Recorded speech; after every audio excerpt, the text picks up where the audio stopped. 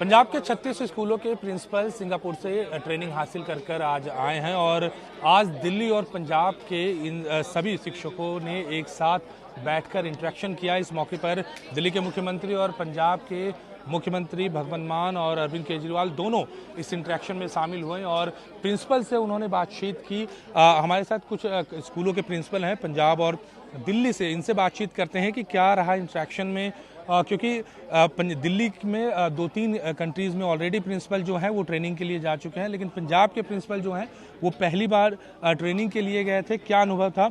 Ma'am, आप कहाँ से हैं और कौन से स्कूल के प्रिंसिपल हैं? सर, मेरा मीना भारती हूँ। मैं बठिंडा डिस्ट्रिक्ट में एज अ प्रिंसिपल जॉब कर रही हूँ। अच्छा, सिंगापुर से आप लोग ट्रेनिंग करने गए थे, क्या एक्सपीरियंस रहा वहाँ पर? क्योंकि बार बार यही कहा जाता है कि देश में भी बहुत अच्छी क्वालिटीज़ हैं जो ट्रेनिंग देते, लेकिन बाहर जाके जो आप लोगों ने एक्सपीरियंस किया उसके बारे में बताइए ज़रा। सर, बहुत ही अच्छा एक्सपीरियंस रहा। देखिए, मेरे को ये लगता है कि जब हम इंटरनेशनली लेवल पे देखते हैं कि उस देश में कैसे स्टडी का एजुकेशन कैसी चल रही है, वहाँ कोई और देश में कैसे चल रही है, तो हमें बहुत कुछ लर्निंग्स मिलती हैं और उन्हीं के बेस पे हम अच्छी एक डायरेक्शन हमें मिल सकती है जिसको हम अपने स्कूल्स में लेके आ सकते हैं। क्या क्या चीज़ें थी जो आप लोगों ने वहाँ पर सीखी सिंगापुर में जाकर जब अपने लोगों ने ट्रेनिंग की?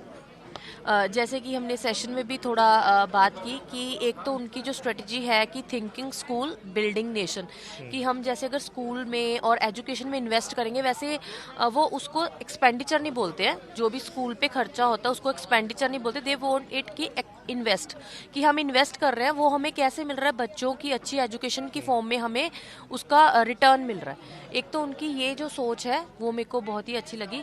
दूसरा, देखिए, मेरे को उन्होंने जैसे हमें उनसे बात करके पता चला, they are also sending their teachers and their principals to abroad for the training.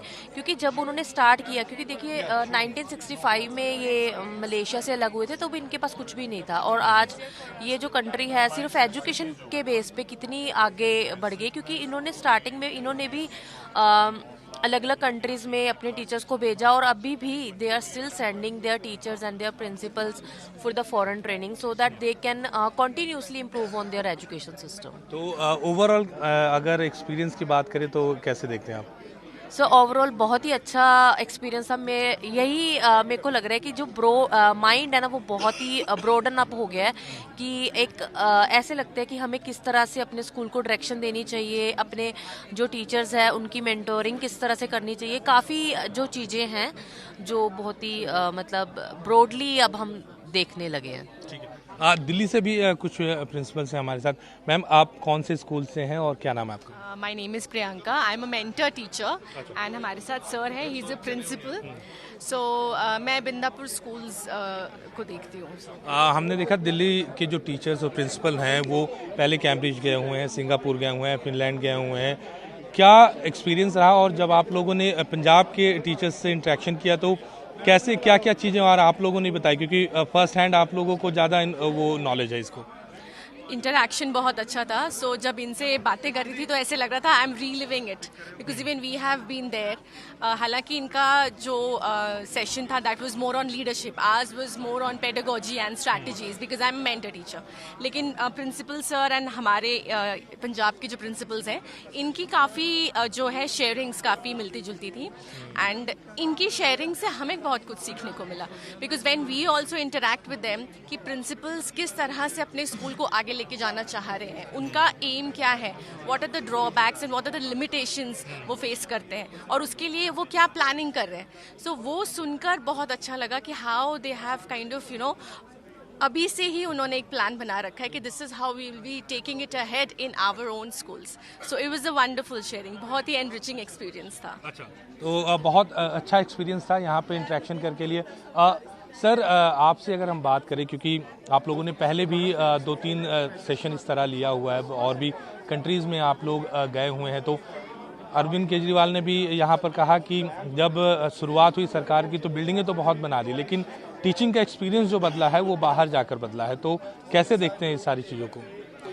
देखिए, कहीं भी दुनिया से कट के रहना किसी भी कंट्री या किसी भी सोसाइटी के लिए कोई फेवरेबल बात नहीं होती, और इसमें कोई शक नहीं है कि मैं जब कैम्ब्रिज गया था तो आई यूज टू थिंक ऑफ के टेक्नोलॉजी मेरे क्लासरूम को कैसे चेंज कर सकती है। और कैम्ब्रिज में जाकर के सचमुच में वो होते हुए दिखता था कि टेक्नोलॉजी एनेबल्ड क्लासरूम्स किस तरह से काम करते हैं। और उसका नतीजा फिर ये निकला कि हम जब वापस आए तो उसके 1-1.5 साल बाद इंडिया में मार्च 19 में लॉकडाउन लगा। अच्छा, 19 मार्च को लॉकडाउन लगा था। बिल्कुल। मैं द्वारका के स्कूल में था उस वक्त, और 1 अप्रैल से फुल फ्लेज टाइम टेबल के साथ ऑनलाइन क्लासेस शुरू हो गई थी, और दिल्ली के किसी प्राइवेट स्कूल में भी शुरू नहीं हुई थी। दैट वाज द इम्पैक्ट जो मैंने एक ऑब्जर्व किया, या मेरे अंदर एक माइंडसेट चेंज हुआ कि 8 दिन के अंदर सारे स्कूल के सारे बच्चे या सारे स्कूल का सारा स्टाफ माइक्रोसॉफ्ट टीम एप्लीकेशन से एनेबल्ड था, और हमने 1 तारीख को अपनी क्लास शुरू कर दी थी। टेक्नोलॉजी का जो एक्सपीरियंस है वो कोविड के समय आप लोगों ने बहुत अच्छे से उसका यूज इस तरह से हम पे बहुत सारी चीजें ऐसी हैं कि जैसे डेमोक्रेटाइजेशन ऑफ क्लासरूम है, मतलब हमारे क्लासरूम उस तरह से बच्चों के लिए सपोर्टिव हमें नहीं दिखते थे, जिस तरह का एक डेमोक्रेटिक सेटअप वहाँ पे या जिस तरह का प्रोटेक्शन बच्चे के लिए वहाँ पर उनके सिस्टम में दिखता था।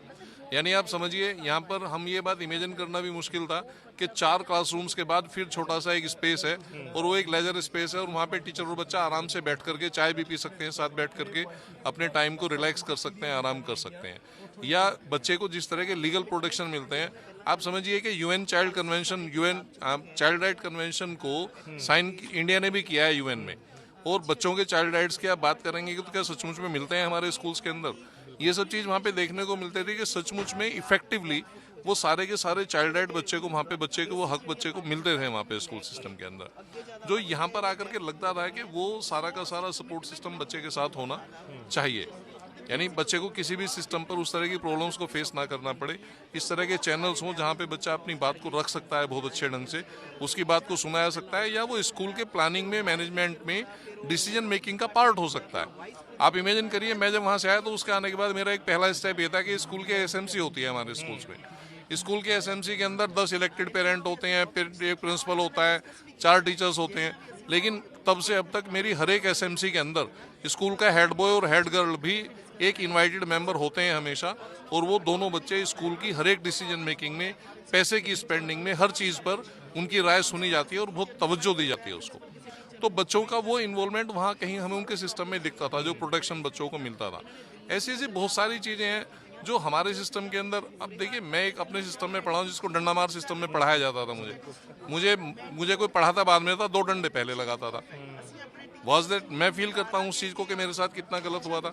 अब मुझे पता चलता है ना कि वायलेंस कितनी खराब थी, और हमारे स्कूल्स में होती थी। अब पिछले 8-10 साल के अंदर है कि वो चीज़ खत्म हुई है बड़ी मुश्किल से, कि फिजिकल पनिशमेंट अब बिल्कुल रेस्ट्रिक्ट हो गया, आप बच्चे को नहीं किस तरह से वायलेंट कर सकते।